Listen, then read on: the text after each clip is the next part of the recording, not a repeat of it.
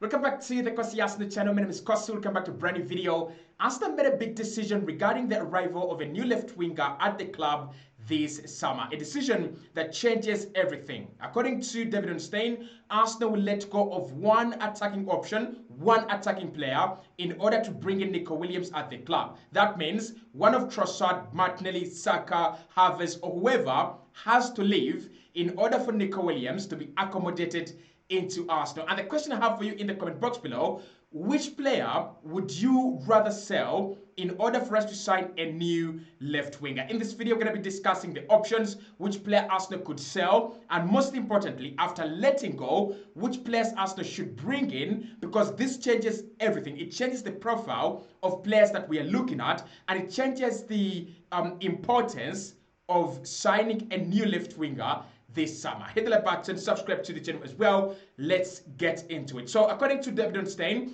Arsenal will be signing a left winger, preferably. Mikel Arteta is looking at Nico Williams as his #1 target, but we have a couple of other players we're looking at. So if you don't get Nico Williams, then another deal can be done. However, there is a catch. Arsenal are not going to add another left winger to the existing ones. We are going to let go of one player and then bring in another. So the likes of Trossard, the likes of Gabriel Martinelli, the likes of Kai Havertz, all players whose numbers and positions are no longer guaranteed are under massive threat. Now, the first thing I want to say is I don't understand this decision very well. First and foremost, Arsenal are quite lightweight when it comes to attacking options. I mean, think about it. Gabriel Jesus, Saka, Kai Havertz, Trossard, and Gabriel Martinelli. We have around 5 attacking options. If you want to add Raheem Sterling, those are 6 attacking options. That is not much as compared to what Arsenal have in defense. That is not even much as compared to the cover we have in midfield. If it is true that Arsenal brought in Martin Zubimendi and we're keeping Thomas Partey, that means that Arsenal Partey, Zubimendi, Jorginho for now, Mika Merino, Kai Havertz as well, Declan Rice, Ethan Nwaneri, Fabio Vieira will be coming back. We have so many players in midfield. We have so many players, in defense.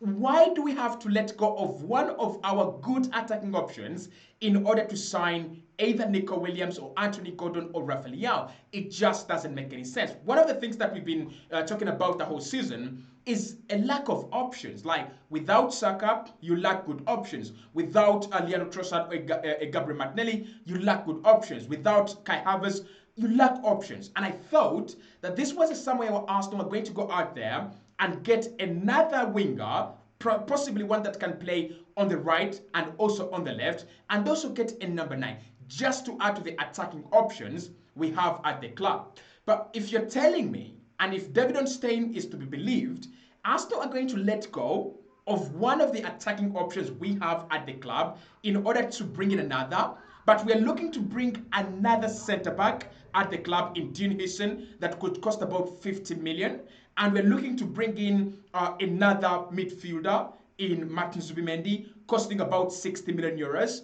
I just don't understand. Is it that Mikel Arteta doesn't really value the importance of attacking options, or does he feel that we have enough attacking options, we don't need to have so many as long as he's got Kai Havertz and Mika Merino? I don't understand. But anyway, let's talk about the options that could leave the club in order for us to sign a new left winger. So naturally, for me, what I would think here is that one of the left wingers is going to have to leave. And that's true. One of the left wingers is going to have to be sacrificed in order for us to bring in a left winger. It would make no sense for us to sacrifice a striker, a centre forward, or a right winger in order for us to bring in a left winger. So it's going to be one of the left wingers. Let's start off with Leandro Trossard. Now, Trossard is 31. His contract is closer to running down. And yes, Arsenal have initiated contact before in order to give him a new deal, but that is not advanced. Trossard is a player that has been wanted by Saudi Arabia and a couple of other clubs in different countries. Could it be Leandro Trossard? Now, why I think it could be Leandro Trossard is this. One, Arsenal are looking at younger players and the policy at the club has always been signing players between 23 and 26 or 27, players that have a future, players that can, give the club about 5-6 years. And Trossard is one of the easily replaceable players at the club.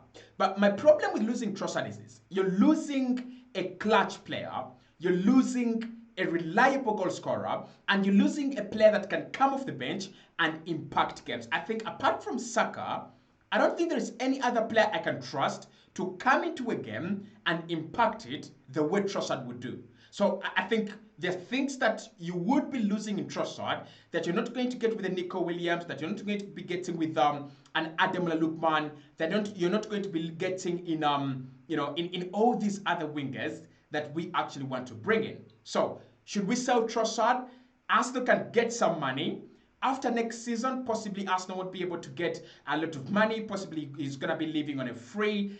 Is it time for Arsenal to cash in on Leandro Trossard this summer? I want your thoughts there, but it's the first option. The second option is Gabriel Martinelli. Now, Martinelli has been linked with a couple of moves away from the club. Time and time again, I've been hearing this talk about Barca wants him, this and this club wants him, Arsenal willing to sell him, 60 million euros, 70 million euros. I don't even know how much Arsenal would require to let go of Gabriel Martinelli. But what I know is letting go of Gabriel Martinelli would be a massive mistake. This is one of the players Arsenal have acquired for quite a very small fee. I think it was about, less than 10 million for Gabriel Martinelli. It was such a small fee, and he has become such an important player. Just recently, Gabriel Martinelli scored his 50th goal for the club.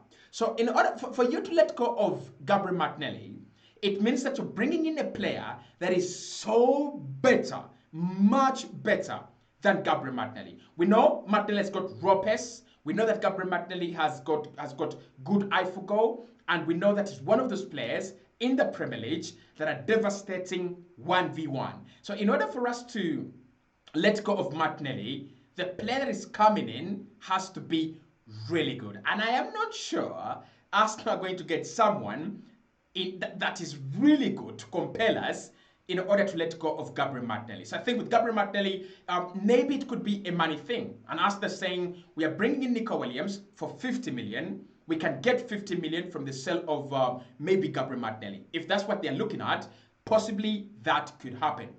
The third option is Kai Havertz. Now, the reason that's why I'm talking about Kai Havertz, I'm not saying we should sell him, I don't like him, no, it's not about that.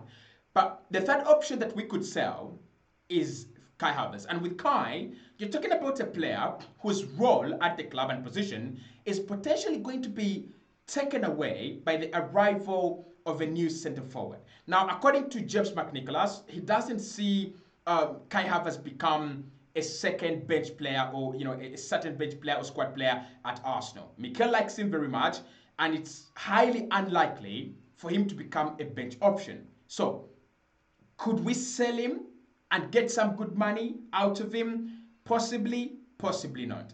Now, Gabriel Jesus would be another automatic sell, but he's injured until next season. You can't sell him. And that's why I'm saying I kind of feel like Arsenal are already lightweight in attack. We don't have to sell one player in order to buy another in attack. I mean, you can let go of one of the defenders or one of the midfielders and then bring in an attacker. That is understandable. But for us to let go of one of our attackers in order to sign another, I kind of feel like it's unfair. But of course, the other player that will be leaving for sure is Raheem Sterling. If Arsenal are considering Raheem Sterling as one of the players that has to leave, then that makes sense.